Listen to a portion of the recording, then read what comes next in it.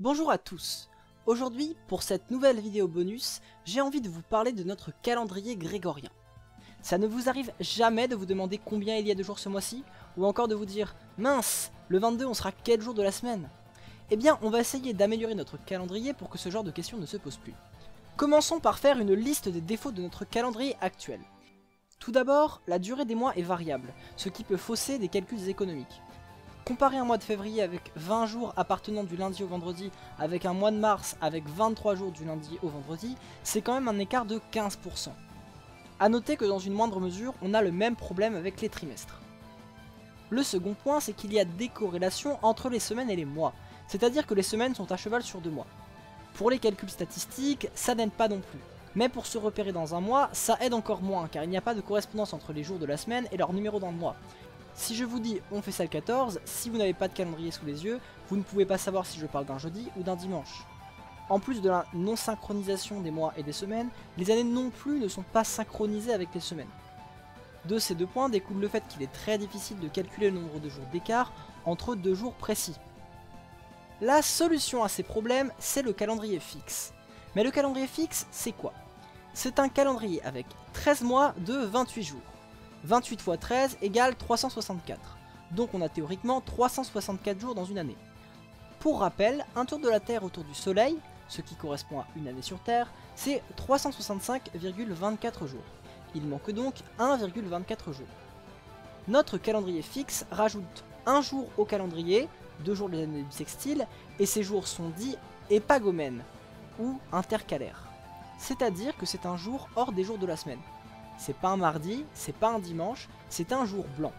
Il est historiquement mis à la fin de l'année et parfois appelé le jour de l'année. Dans ce calendrier, chaque mois est composé de 4 semaines de 7 jours, ce qui implique que chaque mois a le même nombre de jours et que surtout, chaque jour de la semaine revient le même numéro du jour du mois. Concrètement, ça veut dire que tous les 1, 8, 15 et 22 du mois, ce sont des lundis. Tout le temps. Le désavantage d'un calendrier à 13 mois, c'est qu'on ne pourra pas répartir les mois en 4 saisons de taille égale. Mais c'est quoi une saison déjà? Une saison, c'est lié principalement à un facteur. Le facteur le plus important, ce n'est pas la proximité de la Terre par rapport au Soleil. Sinon, l'hémisphère sud et l'hémisphère nord auraient leurs étés et leurs hivers qui tomberaient en même temps. Or, ce n'est pas le cas. Non. La principale cause des saisons, c'est l'inclinaison de la Terre par rapport au Soleil. En effet, lorsque c'est l'été dans l'hémisphère nord, cela veut dire que la Terre présente son pôle nord au Soleil. C'est pour ça que lorsque l'on dépasse le cercle polaire nord en été, le Soleil ne se couche jamais. L'inclinaison de la Terre est marquée par 2 solstices et 2 équinoxes. Le solstice d'été, c'est le jour le plus long. Le solstice d'hiver, c'est le jour le plus court. Les 2 équinoxes, c'est lorsque le Soleil traverse le plan équatorial terrestre. Concrètement, c'est lorsque la durée du jour dans l'hémisphère nord est aussi long que le jour dans l'hémisphère sud. Attention, ça ne veut pas dire que le jour et la nuit ont la même durée. Le jour a 13 minutes de plus que la nuit. Le second facteur qui explique les saisons dans une proportion quasi négligeable, c'est la distance entre la Terre et le Soleil. La Terre est le plus proche du Soleil autour du 3 janvier et le plus loin autour du 5 juillet. Bref, les équinoxes et les solstices, c'est quelque chose de bien scientifique et précis. Néanmoins, si je vous dis été, vous allez penser à juillet-août. Et pourtant, le mois d'août, qui est le mois le plus chaud de France, est plus proche de l'équinoxe d'automne que du solstice d'été. Les saisons, c'est donc quelque chose d'assez arbitraire, et par exemple, si en Occident le solstice d'été marque plutôt le début de l'été, en Chine cela marque le milieu de l'été. La Chine compte d'ailleurs 5 saisons, et l'Inde 6. A mon sens, il vaut mieux donc considérer que chaque mois est une saison à part entière. Par exemple, le mois de juin est le mois des jours les plus longs, c'est-à-dire l'été au sens de la Chine. Alors que juillet et août, caractérisés par des journées avec des fortes chaleurs, correspond plutôt à l'été au sens de l'Occident. Ce n'est donc pas si grave d'avoir 13 mois qu'on ne peut pas répartir en 4 saisons. Toutefois, si le fait de ne pas avoir 4 saisons vous embête, une alternative au calendrier fixe qui préserve les 12 mois répartis en 4 saisons, ça existe. C'est le calendrier universel, où l'on a 8 mois à 30 jours et 4 mois à 31 jours, ainsi que 1,24 jours intercalaires. Mais restons sur notre calendrier à 13 mois. Changer de calendrier et garder les mêmes noms de mois, ça peut être très perturbant et créer beaucoup d'embrouilles. surtout au début. A mon sens, il faudrait retrouver un nouveau nom pour chaque mois. Personnellement, j'ai pris le parti de sélectionner des fêtes importantes et de prendre leurs racines pour en faire un nouveau mois. Par exemple, j'ai sélectionné la fête d'Halloween que j'ai transformée en Halloge. Ce qui est très intéressant, c'est qu'avec l'accélération récente des échanges culturels entre les peuples, de plus en plus de fêtes occidentales, comme la Saint-Valentin ou Noël, se sont répandues en Asie. A l'inverse, des pays comme le Japon ont su exporter certaines de leurs fêtes via des produits culturels comme les mangas et les animés. J'ai donc pris le parti de choisir des fêtes de plusieurs civilisations différentes. Bien entendu, cette liste on peut la modifier, retirer des choses, en rajouter d'autres, c'est juste une base pour commencer. Allez, c'est parti pour la liste et on va commencer avec les 4 fêtes occidentales et je vais pas m'étendre dessus parce que vous les connaissez probablement déjà. Halloween, la fameuse fête où on se déguise en trucs qui font peur et où on bouffe des bonbons, qui est fêtée le 31 octobre. Noël, c'est la fête des cadeaux et du Père Noël, elle est fêtée le 25 décembre. Pâques, la fête des œufs en chocolat et des lapins. Bon là, pas de date précise. En Occident, c'est plutôt en mars et en avril, et chez les chrétiens d'Orient, c'est plutôt en avril et en mai. La Saint-Valentin, la fête des amoureux qui est fêtée le 14 février.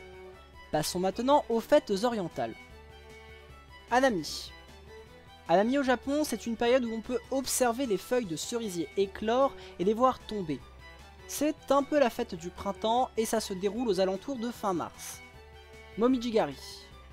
Momijigari, c'est un peu comme Hanami, sauf que cette fois-ci, on observe les feuilles rouges couvrir le paysage avant de tomber. C'est plutôt la fête de l'automne et ça se déroule aux alentours de fin novembre. Tsukimi. Tsukimi, c'est la fête de la lune. Elle est célébrée en Chine un jour de pleine lune et donc, au niveau des dates, c'est comme Pâques, c'est assez aléatoire et ça tombe entre la mi-septembre et la mi-octobre. Si on a une fête de la lune, il paraît normal d'avoir la fête du soleil.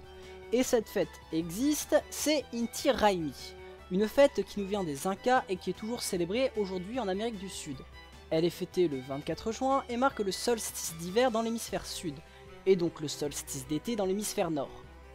Bon, ensuite pour les 5 mois restants, j'ai dû un peu boucher les trous. Je suis parti sur 3 mois représentant une température. Tout d'abord, le mois de la chaleur, de la plage et du sable que j'ai appelé therme. Ça vient du grec thermos qui veut dire chaleur. Ensuite, le mois de Kriom, qui vient du grec kryo, qui veut dire le froid, et qui serait donc le mois du froid, du ski et de la neige. Et enfin, Tempère, le mois du climat tempéré. Ça fait un peu écho à « En avril, ne te découvre pas d'un fil, en mai, fais ce qu'il te plaît ». On a le sable, on a la neige. Pour rester dans la thématique des petits éléments, rajoutons le sel dont on parle plus dans la culture populaire. Bon après, j'avoue que ce choix, c'est peut-être aussi parce que je suis souvent salé. Bon, après avoir ajouté ces 3 mois, il me restait encore des trous, donc j'ai bouché avec ce que j'avais sous la main. Skol, la fête de la rentrée des classes, qui vient de school. Révoge, la fête de la Révolution française, de quand on a décapité les nobles.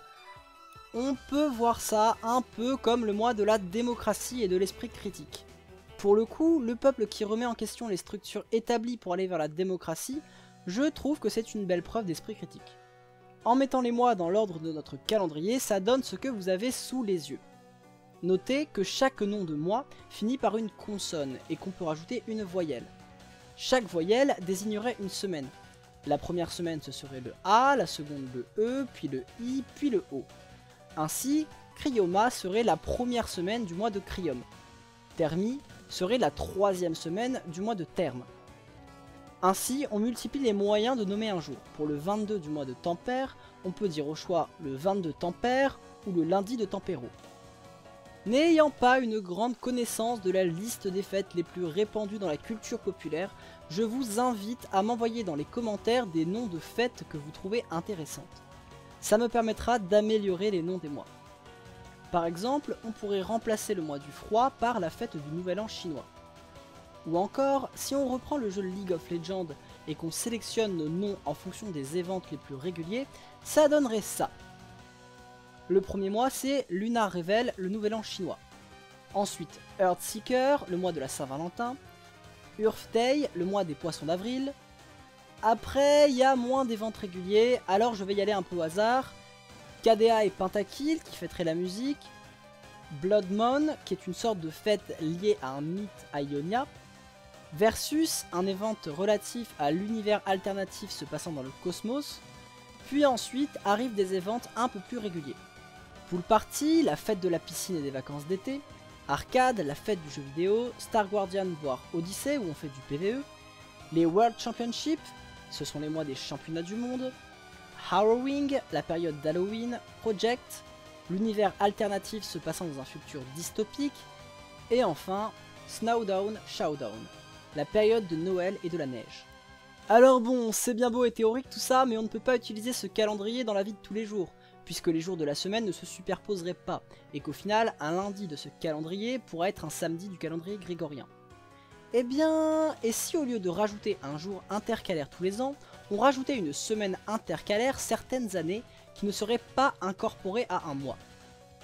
On pourrait l'ajouter par exemple pendant les grandes vacances, et cela nous permettrait de synchroniser les jours de la semaine de notre calendrier avec les jours de la semaine du calendrier grégorien, tout en gardant nos 28 mois de 4 semaines.